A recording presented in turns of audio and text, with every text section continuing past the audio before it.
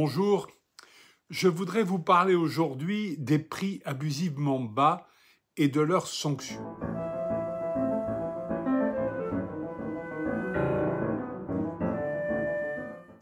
Pourquoi? Parce que, alors qu'aucune décision de jurisprudence n'était intervenue depuis près de 5 ans, que les textes avaient été modifiés comme nous le verrons, un jugement vient enfin d'être rendu par le tribunal de commerce de Bordeaux le 22 février 2024 dans une affaire qui concerne des ventes de vin en gros. Donc il nous intéresse au premier chef et il a le mérite de l'originalité et de la primeur.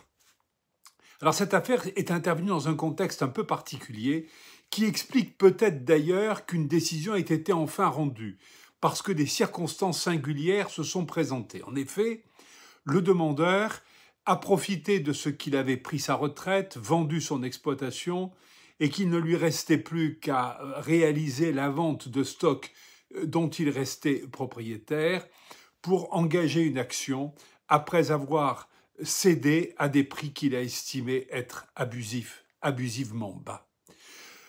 Donc il n'était plus sous la contrainte de ventes à venir, de la nécessité de préserver les relations avec ses partenaires, et il a pu agir. Et puis cette affaire se présente également dans le contexte particulier du Bordelais et des problèmes que nous lui connaissons, qui ne lui sont d'ailleurs pas propres, mais qui sont vraiment particulièrement criants en ce qui le concerne. Alors cette affaire mérite que nous nous y intéressions en raison de cette originalité, parce qu'elle met en cause des textes novateurs qui n'ont jusque-là jamais été mis en œuvre.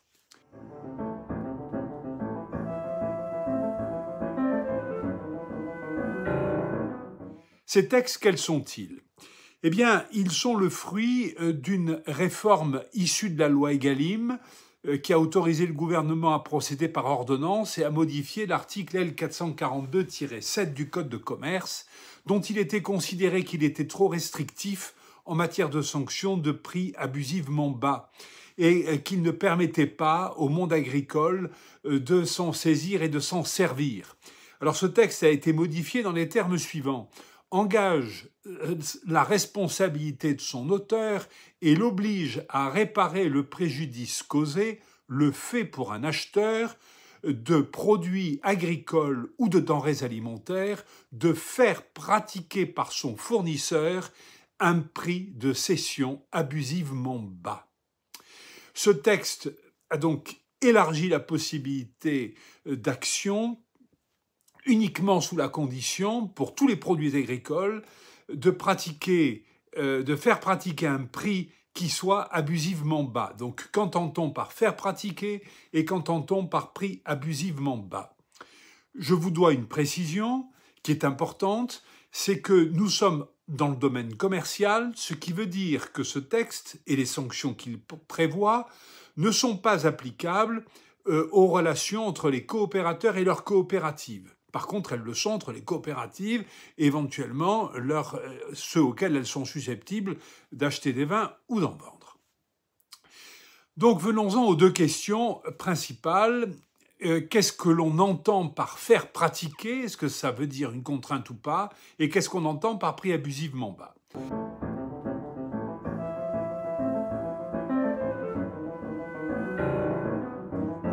Alors y a-t-il nécessité d'une contrainte de la part de l'acheteur sur le producteur?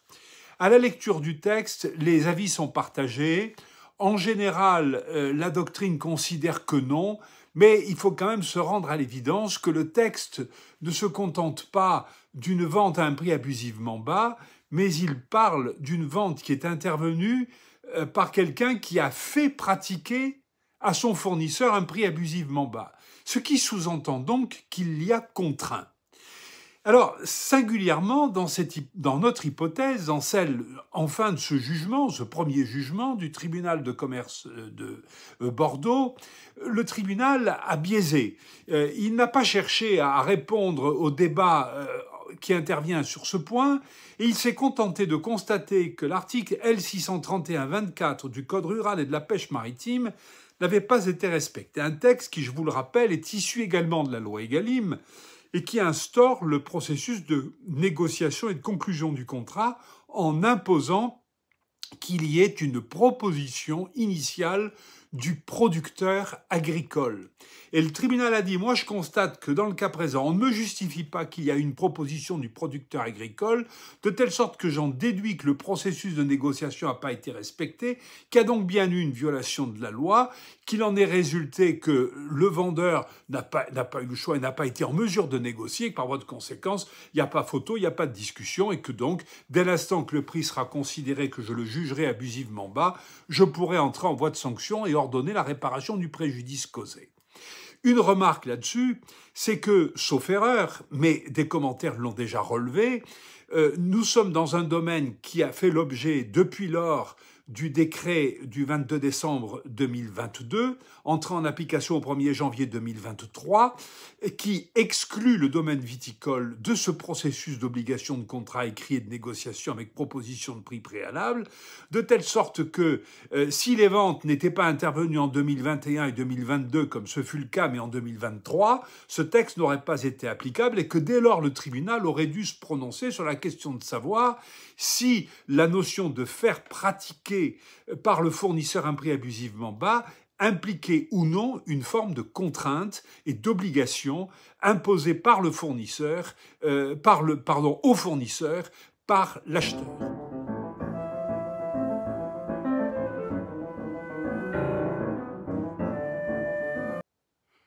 Le deuxième élément en discussion que devait apprécier le tribunal, c'est le prix abusivement bas. Abusivement et bas. Deux éléments pour pouvoir conclure à l'application du texte et à la réparation du préjudice. Pour cela, il faut arriver à se référer à un prix revêtant un caractère objectif par rapport au coût de production de la profession. Donc on ne peut pas se référer au prix de production du vendeur, on doit déterminer ceux de la filière. En fonction d'indicateurs qui n'existent pas forcément et particulièrement dans ce domaine. Donc le tribunal était ennuyé et on voit qu'il a procédé à une appréciation qui lui est possible en vertu du texte parce que le texte ne donne pas de critères qui soient imposés au juge. Le juge a son pouvoir souverain d'appréciation et c'est à lui de choisir, mais à lui de choisir dans le cadre du texte, c'est-à-dire des éléments de nature objective permettant de déterminer un coût de production qui ne soit pas celui du demandeur, mais qui soit celui du reflet de la filière dans laquelle il s'inscrit et dans laquelle la vente intervient. Donc c'est une appréciation délicate, concrète, pragmatique, et dans le cas présent, on a constaté une ambiguïté parce que la tentation est forte de se référer au prix du marché. Et le prix du marché, par contre, ne doit pas être la référence en la matière, parce que ce n'est pas le prix du marché ne correspond pas au prix de production. Le prix du marché et l'un et l'autre sont décorrélés l'un par rapport à l'autre, de manière évidente et incontestable, incontournable. Donc il fallait absolument se départir de cela, tout en, malgré tout, réunissant des éléments qui peuvent quelque part arriver à la conclusion d'un prix qui ressemble, qui soit assimilable à un prix du marché. Donc, vous le voyez, on est dans l'ambiguïté parce que les critères, les indicateurs n'existent pas nécessairement et on voit que le législateur fait naviguer le juge entre différentes notions qui nous renvoie également à un élément d'actualité. Je me réfère à celle du Salon de l'agriculture et aux déclarations du président de la République, qui a repris une vieille notion qu'il croyait lui-même devoir abandonner, qui était celle du prix plancher. Eh bien, ce n'est pas non plus le prix plancher qui doit s'appliquer. Donc, on est vraiment face à un critère bien particulier qui nécessite une appréciation du juge qui se fait de manière pragmatique. Dans le cas présent, le tribunal de commerce de Bordeaux l'a fait, mais de manière qui peut être considérée comme étant critiquable. Nous verrons ce que fera la Cour d'appel et nous savons qu'en face, les défendeurs étaient totalement en désaccord avec les analyses qui ont été soumises et celles qui a finalement été retenues. Donc, attendons de voir ce qui va être jugé.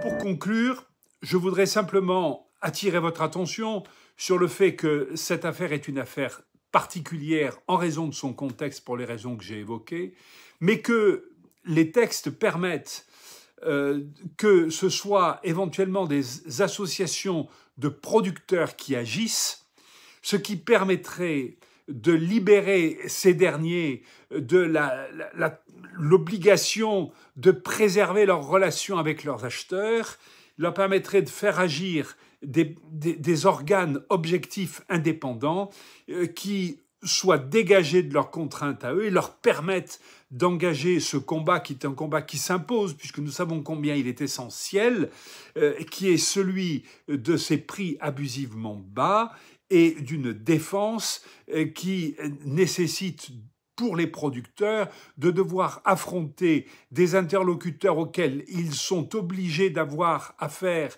de manière récurrente et régulière et avec lesquels ils ne peuvent pas se permettre d'entrer en conflit ouvert.